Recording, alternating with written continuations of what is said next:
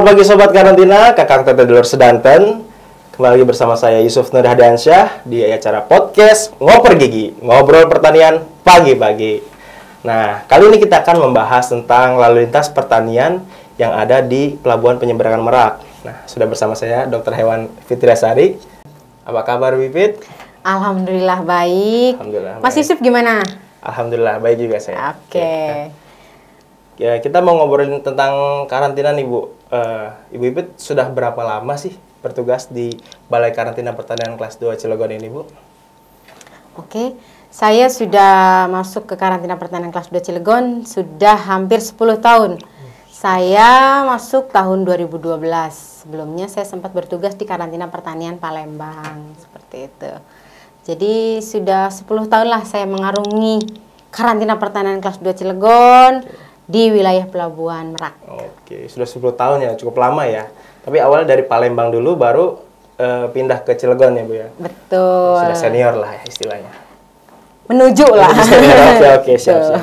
Oke, kalau untuk di Merak sendiri nih Bu, hewan apa saja sih Bu yang biasa dilalu lintaskan nih Bu? Hewan yang dilalu lintaskan melalui Pelabuhan Penyeberangan Merak itu ada termasuk kategori tertentu, misalnya ada hewan, bahan asal hewan, hasil bahan asal hewan, dan juga media pembawa lain.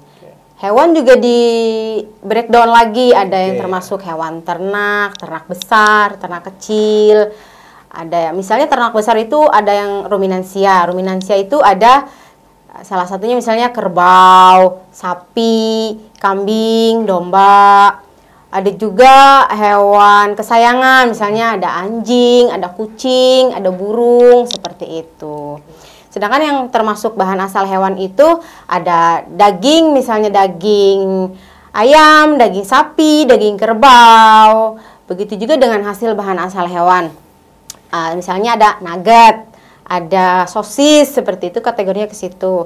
Untuk media pembawa lain itu contohnya ada ulat Hongkong untuk pakan ternak hewan kesayangan. Seperti itu salah satu yang dilalu lintaskan melalui Pelabuhan Penyeberangan Merak. Oke, banyak sekali Bu ya. Jadi bukan cuma hewan ternyata ya. Ada hewan, produk dan sebagainya tadi. Banyak sekali.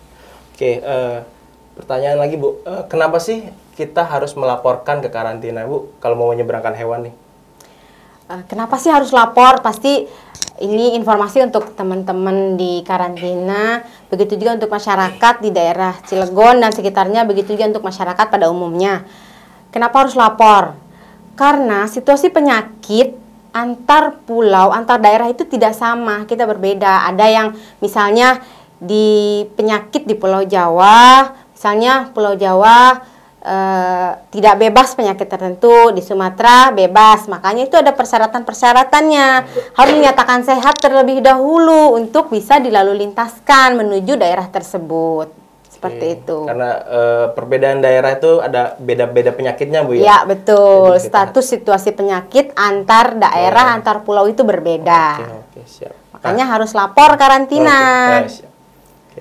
Selama Ibu di karantina Cilegon Ibu, hewan apa saja sih yang biasa dilalu lintaskan? Apakah ada hewan-hewan yang aneh kayak buaya, harimau, kanguru gitu Bu? Ya termasuk kategori hewan. Semua yang masuk kategori hewan itu pasti pernah dilalu lintaskan. Untuk hewan tadi banyaknya memang sapi untuk anak, ada yang untuk dipeliharakan, ada yang untuk dipotong seperti itu. Untuk hewan liarnya juga, misalnya untuk konservasi itu juga ada yang dilalu lintaskan, mulai dari harimau, rusa seperti itu dan lainnya. Untuk lalu lintas selain hewan ada juga misalnya daging yang tadi saya sebutkan seperti itu, ataupun olahan lainnya. Oke, jadi banyak ya di Merak nih, udah banyak banget nih berarti yang lalu lintas nih hewan dan produk-produknya ya. Lumayan banyak. Lumayan ya. Ya. Untuk pengiriman hewan atau produk nih Bu, ada persyaratan khusus nggak sih Bu yang harus dilengkapi kalau kita mau ngirim?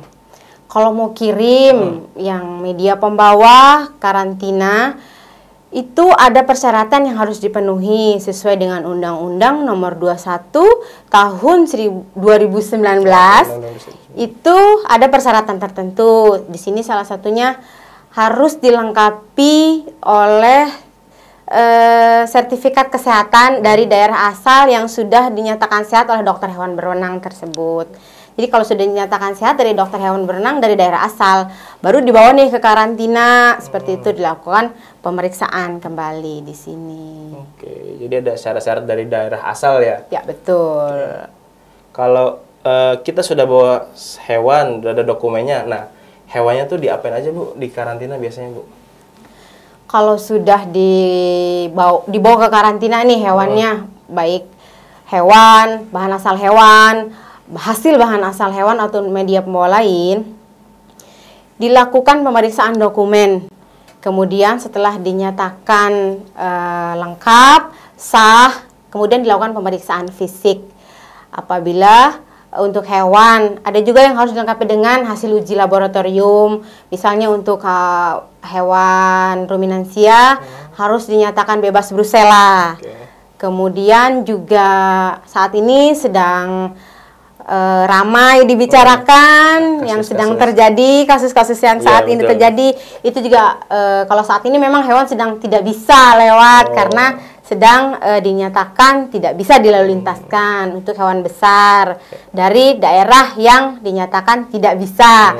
Kemudian kalau untuk hewan kesayangan, misalnya anjing, kucing, selain harus dilengkapi dengan sertifikat kesehatan dari dokter hewan berwenang, juga harus dilengkapi dengan bukti vaksinasinya, seperti itu. Ya, harus bebas juga dari penyakit rabies, seperti itu. Oke, itu ya.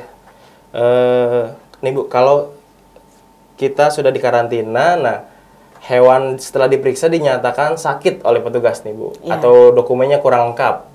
Nah, selanjutnya hewannya dikemanakan Bu? Untuk apabila dokumen tidak lengkap, kita beri kesempatan untuk melengkapi.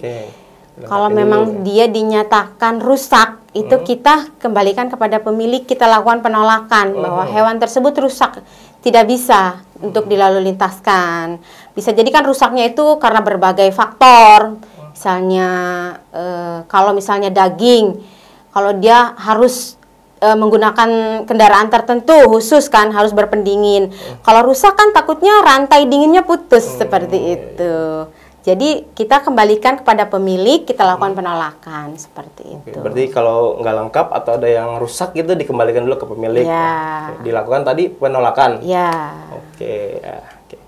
Nah, terkait karantina itu bukan ada biayanya Bu ya. Nah, buat teman-teman yang belum tahu nih, kira-kira biayanya tuh mahal nggak sih Bu kalau mau buat surat karantina itu? Kalau untuk mengenai biaya, semua kegiatan yang dilalu lintaskan melalui Pelabuhan Penyeberangan Merak itu sudah diatur dalam peraturan pemerintah nomor 35 tahun 2016 tentang jasa dan tarif PNBP untuk Kementerian Pertanian. Jadi itu peraturan langsung dari Kementerian Keuangan. Jadi itu langsung dikembalikan ke pemerintah, ke negara, seperti penerimaan negara bukan pajak. Seperti PNBP diatur di PP 35 tadi 2016. PP 35 tahun 2016. Oke, siap. Oke, Ibu, sangat bermanfaat sekali perbincangan kita pada hari ini. Semoga banyak ilmu yang baru diketahui dari Ibu. Oke, untuk Sobat Karantina, mungkin Bu ada pesan-pesan yang bisa disampaikan untuk teman-teman yang menyaksikan. Oke, untuk Kakang Teteh, Sobat Karantina, yuk lapor karantina semua hewan, bahan asal hewan, hasil bahan asal hewan, media pembawa dan media pembawa lainnya untuk dilaporkan ke karantina apabila akan dilalu lintaskan dari Pulau Jawa menuju Pulau Sumatera. Begitu juga yang masuk dari Pulau Sumatera menuju Pulau Jawa. Mudah kok. Di sini juga semuanya sudah ada SOP-nya, sudah ada aturannya. Jadi tidak sulit. Oke, jadi intinya untuk kita harus lapor karantina Bu ya. Betul. Karena persyaratannya tidak sulit. Ya. Oke. Baik, Kakang Teteh dulur sedanten, demikian informasi yang disampaikan oleh Dr. Fitri. Semoga bermanfaat dan berguna untuk kita semua. Mari sama-sama kita menjaga negeri dari ancaman hama penyakit hewan karantina dengan cara lapor karantina.